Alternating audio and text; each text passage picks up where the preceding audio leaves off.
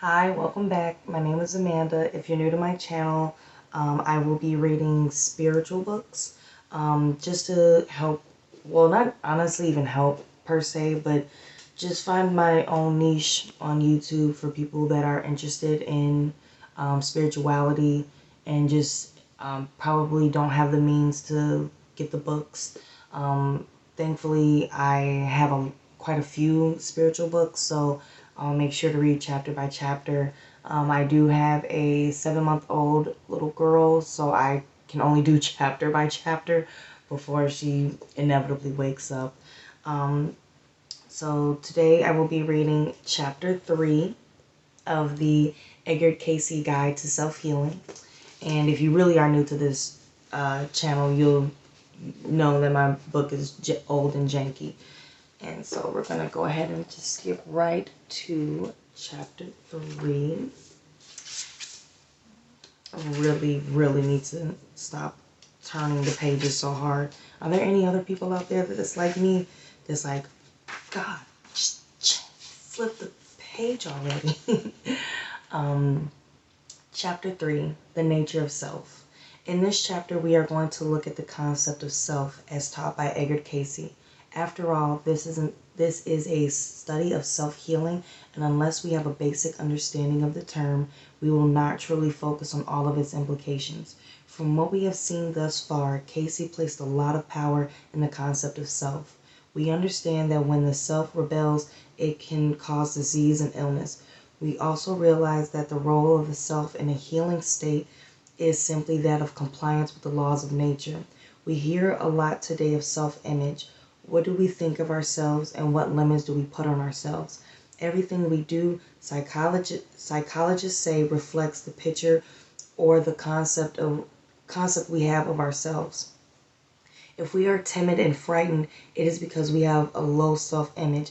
If we are pompous and arrogant, they tell us that our self-image is inflated. All of us are sufficiently conversant with our own motivations and ideals to realize that the self-image does control and dictate our behavior, both consciously and unconsciously. Healing demands the presence of ideals within the healer. He must reflect what he holds as good and worthwhile. Cayce taught that, as we have already seen. In fact, if we are to be effective healers, says Cayce, we must keep ourselves aligned with our ideals. Study then to show thyself approved unto that ideal, not merely because of what others may think, or because it is law, or because of that as may be said or thought, but because self desires to meet the problems here, now. And these will bring harmony, these will bring understanding. If there is the determination on the part of each to give and take, it is not that either shall demand this or that of the other, but demand of self that ye measure up to that the other would have you be in the Christ. I'm not sure if there's other people out there like me. I like to reread certain things reread paragraphs just because sometimes I feel like I was on autopilot and that last sentence, I felt like I didn't comprehend that. It is not that either shall demand this or that of the other, but demand of self that ye measure up to that the other would have you be in the Christ. Okay, now I get it. I'm definitely one of those people. Everything we do and think is really related in a direct way to what we are as complete human persons. What we eat has an influence on what we think, and so what we think influences what we eat. Both of these influence what we do and how we behave, how we react, and even how our physical appearance. And even our physical appearance. But who are we? Cayce says as follows: we are living and projecting what our conception of God is. If an individual doesn't expect great things of God, he has a very poor God, hasn't he? So in reality then, we are our ideal of God, for we have been made in his image and likeness. But on a more but on a more pragmatic level. Cayce sees us as specifically what we think, what we eat combined makes us what we are physically and mentally. What picture of the self do you hold at this moment? How do you see yourself? Cayce adds some insight for us. Keep in mind that balance for someone else may be a decided imbalance for you, since each person must ascertain the ideal proportion of time and effort to be channeled in various directions. Then, too, these balances will shift, understandably, with the seasons and through the years. So consider where you are now in life and judge accordingly. And do find patience with self. It has been said, have we not piped all day and no one answered? Seekest thou as given from this illustration for the gratifying of thyself, or seekest thou to be a channel of blessings to thy fellow man? They may not have answered as thou hast seen. They may have even showed contempt or sneering for thy patience and thy trouble. But somewhere the sun still shines, somewhere the day is done for those that have grown weary, for those that have given up the Lord. Ooh, a new word that I haven't seen in a while, actually. Abhorreth. Nope, I know that's probably Abhorreth. The quieter. No, the quitter. And those temptations that come in such cases are the viewing of thine own self. Ye have hurt thyself, and ye have again crucified thy Lord, when ye became impatient or speak harshly because someone has jeered or laughed at thy efforts. The readings of Edgar Cayce teach us that the self is the sum total of what a being has done about the creative and ideal forces in its different experiences on this planet.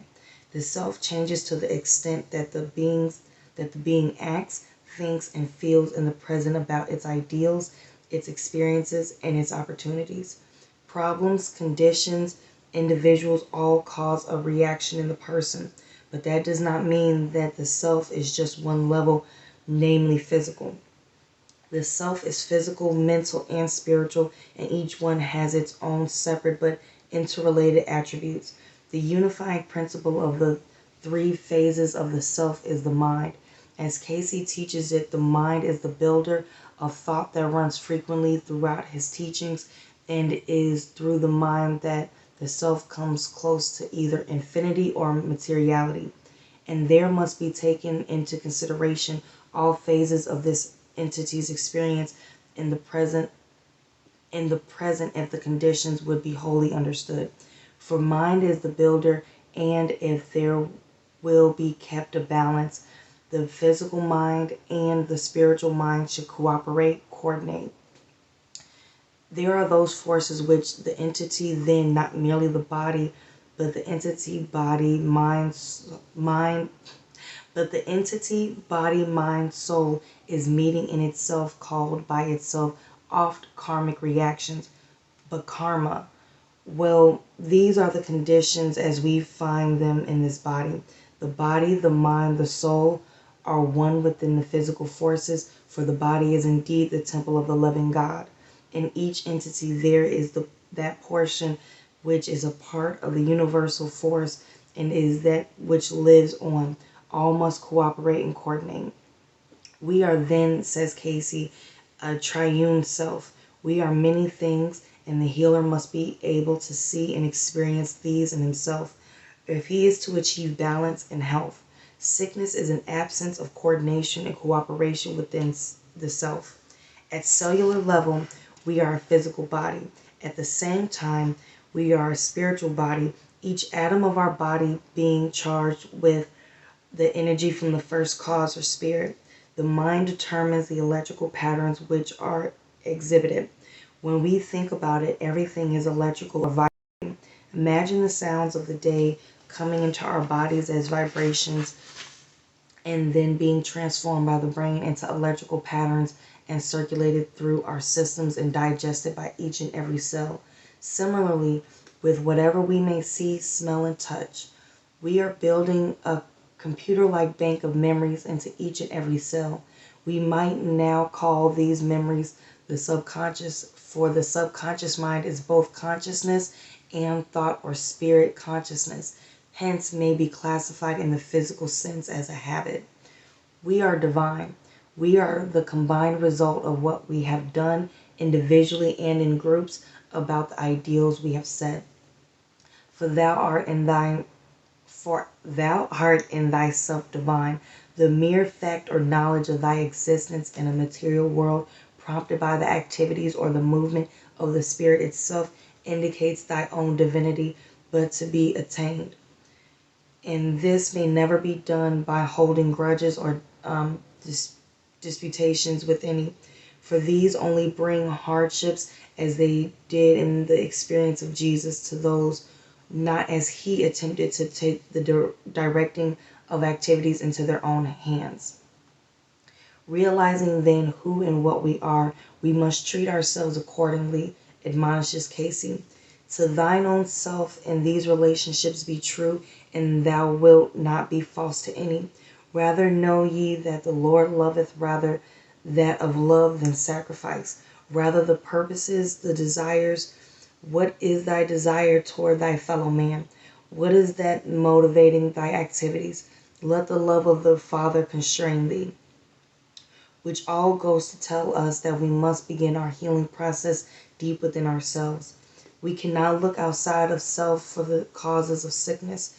If we have a headache, upset stomach, or whatnot, do not blame, but rather accept that there is an imbalance within the total self that needs attention. The harmony and peace must be within self first, if it is to be between another.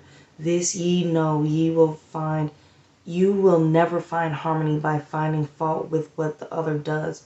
Neither will the other person find harmony without considering what each will think or be or care for. When we go about healing ourselves, we will find that our problems will be seemingly insurmountable, and we will feel so impotent in the face of them.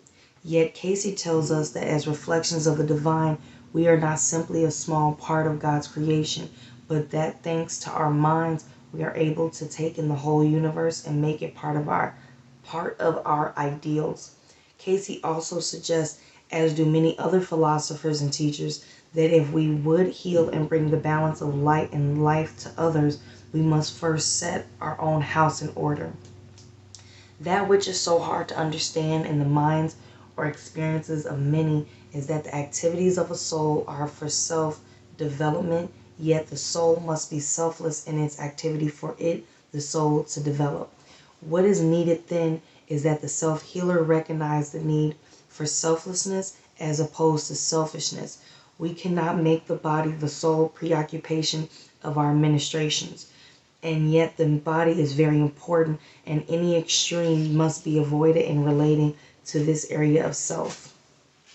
The body is the temple of the living God. Within the temple he will meet thee. All we may know of heaven or hell is within our own selves. Cayce knew the self so well because that is what people presented to him in their search for healing. And this is what we meet also when we are sick or come into contact with sick people. The ultimate preoccupation is with self. What will happen to me? What is happening to me? What can I expect? As one writer put it, our illnesses and imbalances act as bait, bringing our awareness to the level of the self. Then we begin to deal with the deep truths about ourselves that have been seeking acknowledgement in the past. Think not more highly of thyself than ye ought, for ye have not begun to think straight until ye are able to see in the life of those whom ye utterly dislike something ye would worship in thy Maker. For each soul entity in the earth with life, whether of this or that shade or color, or whether this or that disfigurement of body or mind, is in the earth by the grace of God. For he has not willed that any soul should perish, and has thus prepared a way of escape. And ye, as his servant, as the child of the living God, are given the opportunity to contribute to the welfare of any whom ye even consider not quite on on a par with any opportunity. We are the sum total of our experiences, says Cayce, and we are all unique despite our faults, failures, abilities, and talents. But we must give ourselves in order to enrich ourselves. This will be an important path to self-healing. Then self must become selfless and not in any form or manner desire those things that would be advantageous over others and that others would have to suffer, that self might have the advantage, for that is selfishness and not selflessness. And selflessness is that which in each entity, each soul must attain through the varied experiences in the material plane. When one realizes who he is and what the self is all about, and especially how the self is related to God, one's obligations to one's neighbor, and finally one's own responsibility to the self, he cannot and will not be false to others or to his God. One especially must not put self down or belittle oneself. When told that one person often belittles his abilities, Cayce sharply reprimanded the individual, saying that humbleness is well, but who lighteth the candle and putteth it under a bushel? For while selflessness is the law, to belittle self is a form of selfishness and not selfless. In thy study, then, open self, but always surround self with the presence of him who brings healing in its wings. As the thoughts and their currents run through the energies of one seeking and the one to whom such thoughts are directed, strength is builded little by little. This, enlivened by him, brings the healing, the understanding that all is well. Cayce insists quite strongly then on a proper concept of self, because healing is really a growth process of the self. As we discover the bodily ailments that afflict us and successfully eradicate them through an understanding of their root causes, we find ourselves growing and maturing in a way previously undreamed of. When asked how to develop the power of healing, Cayce replied, first by understanding self, and do not become mechanical or rote in action. Rather, let the growth be as the spirit moves self and as understanding comes. Much may be accomplished through these channels. The source of healing for each of us is really the self. When asked about healing, Cayce pointed out that the vibrations necessary for the physical adjustments can only come from the self. This may be developed in self just as the vibrations may be raised in self and in others. When there arises that impelling force to do by word or act, or by the very raising of self, then act in that direction or manner. The self then is our image of God. It is our thought of what created us and what keeps us in being. Each individual is, in reality, that manifestation of the individual's conception of the impelling force from within, whether it be termed or called God, nature, universal forces, natural powers, or what now. What do we as healers do with this concept of self? Are we to sit in amazement at our powers, or are we to try to con others to do our will and thereby grow in selfishness? Do not attempt to be good, but rather good for something. Know what is thy purpose, what is thy goal, and unless these are found in constructive spiritual construction, they will turn again upon thyself. For each soul is meeting day by day the self. Hence, as has been given, know thyself, in whom thou believest, not of earthly but of material things, but mental and spiritual. And why? And by keeping a record of self, not as a diary, but thy purposes, what you have thought, what you have desired, the good that you have done, we will find this will bring physical and mental reactions that will be in keeping with the purposes for which each soul enters a material manifestation. The stumbling block always lies in self. Ooh, I've never seen this word. Aggrandizement. Aggrandizement. Aggrandizement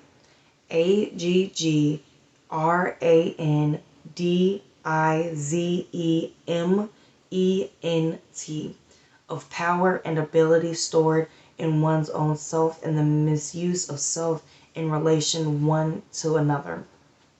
For each soul seeks expression, and as it moves through the mental associations and attributes in the surrounding environs, it gives out that which becomes either for selfish reactions of the own ego to express, or for the I am to be at one with the great I am that I am. With the great I am that I am. Okay? For each soul seeks expression, and as it moves through the mental associations and attributes in the surrounding environs, it gives out that which becomes either for selfish reactions of the own ego to express, or for the I am to be at one with the great I am that I am. When reading Cayce's teachings on the self and its value in awakening our healing powers, we cannot overlook the fact that the self is really an explosive concept. Misunderstood and undervalued, the self can become a power for evil. Aligned and related to the ideal of the Creator, the self becomes a force for good. Cayce reminds us, for selfishness is the real sin, and as we become less and less conscious of self and more aware of being at an atonement with Him, greater may be the possibilities. If you want to find out more about healing, you must ask the self. For as Cayce teaches, in the light of what he has presented, only in self may the answer to healings come. Has God seen fit to give you what you want in the area of health and balance? Have you prepared yourself to be a worthy channel of His considerations? The only way you will ever get any answers to these basic questions is by asking the self, are ye ashamed of this or that in thy experience? Why? Are ye proud of that ye can hide from someone else? Why? It isn't thy ideal, then that you are living up to, is it? But rather that ye may have the ideal, but ye would like to have thy cake and eat it too. But these are judgments with thine own self, and with what judgment ye judge others, ye are digging the same pit for thyself. These are the mental and spiritual laws pertaining to thee as well as to everyone else, and ye will find, as has been the injunction from the beginning, be ye of one mind. The self must be recognized and trained and disciplined so that it will be able to meet the requirements of our healing goals. This requirement especially must be met viz. It literally says viz, V-I-Z.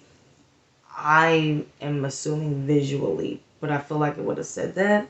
Must be met viz.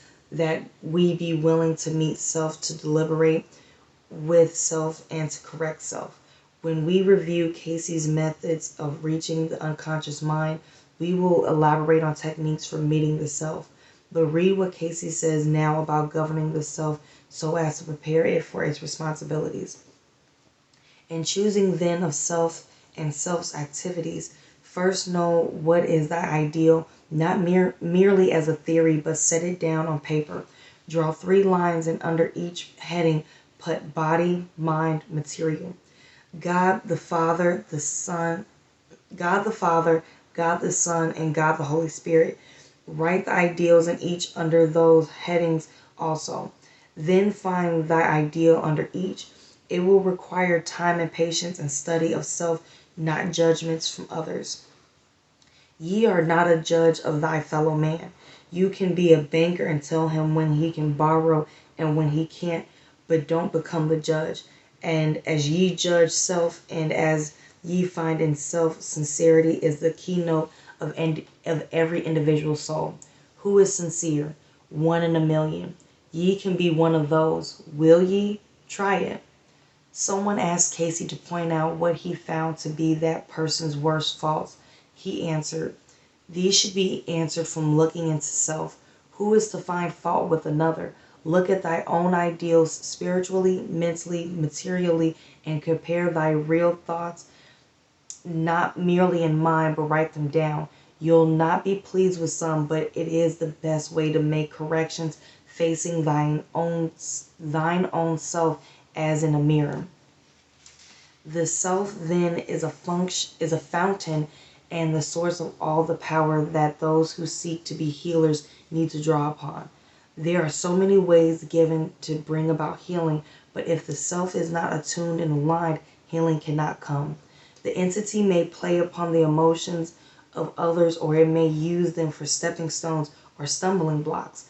It may use opportunities to raise others to the point of anxiety, or to the point where they should spend their souls for the entity, using them either as buildings or as serpents or scorpions in its emotions. It may love very deeply, either for the universal consciousness or for gratifying only of self or the physical emotions. I don't know why my nose is so itchy. I'm sorry. Again, the entity may express each of the emotions in their counterpart as patience, long-suffering, brotherly love, kindness, gentleness. It can also look on and hate like the Dickens. It can look on and smile and love to the extent of being willing to give all for the cause or purpose. These are abilities latent and manifested in this entity. Use them, not abuse them. For the powers as of friends, the powers as of love, the powers as of patience, the powers as of the spirits that be are at thy beck and call. Use them, don't abuse them. Use them to the glory of thy ideal, and let that ideal be set in that way of the cross. As has been indicated well by others, indicate in thine own life and in this experience, for you've shown all phases of it in others. Let others do as they may, but as for me, I will serve the living God. And I am determined to know nothing among men save Jesus the Christ and him crucified, that I might know the Father. In mercy and justice and love, then deal thy abilities to thy associates and thy fellow man. In the next chapter, we will study the concept of being as taught by Cayce. This concept is closely related to that of the self. However, it will be more metaphysical than the concept of self. If you feel that you have not appreciated the self enough, a rereading of the beautiful Cayce text of this chapter should prove fruitful. You might say that the concept of self is really the starting point for the healer. And when can you begin to improve on your self-concept? Anytime. As Cayce puts it, it is never too late to mend thy ways, for life is eternal, and ye are today what ye are because of what ye have been. For years the co-creator with thy maker, that ye may one day be present with all those who love his coming. Okay. Alrighty, that was chapter 3. Thank you again for joining me today. Next time I will be reading chapter 4. Again, this has been the Edgar Cayce Guide to Self-Healing. Please make decisions that are based on how you want to see the world. If you want to see the world burn, and I want to keep that in the video, because honestly, there are people that have been so hurt by situations and people and loved ones, people that they've trusted, that's what they want. And I do hope that they one day, even if it is up in age, I hope that they find peace. That's one thing. If you know me personally, one of my biggest mottos is I personally like to compliment strangers on purpose, because you don't know what's going on in someone's personal life, and honestly, complimenting anything on them may have just made their day. Not per se made their day or made their life or their living situation or financial situation better, but just to know that there's someone out there that isn't a dick, honestly. I've seen quite a bit. For me to only be 29, I've seen enough in this lifetime to know that I don't want to. I don't want to be mean. I choose every day to be a good person. I still have a lot of hurt within myself from past friendships, relationships, familial situations that I have to work on. But I don't just wake up and be like, just gonna be a prick today. So make make someone's day. Go out of your way to compliment someone, to to just do something good for someone. Help. And I don't even know if I see that anymore. Helping an elderly person across the street. Um, I don't know. I'm just throwing out examples, honestly, because I know I personally have issues with um, belittling myself. I do, and I struggle with that. And I feel like I compliment other people because I've been put down so much, and I put myself down, that I don't want to just put someone down intentionally. My boyfriend told me this phrase years ago, and it is because he heard it from a family member of his. Hurt people, and just because you're hurting doesn't mean you have to hurt others. I'm pretty much rambling at this point, but please have a wonderful day. Be safe. Take care of yourself, your loved ones, and your community, and have a great one. Bye.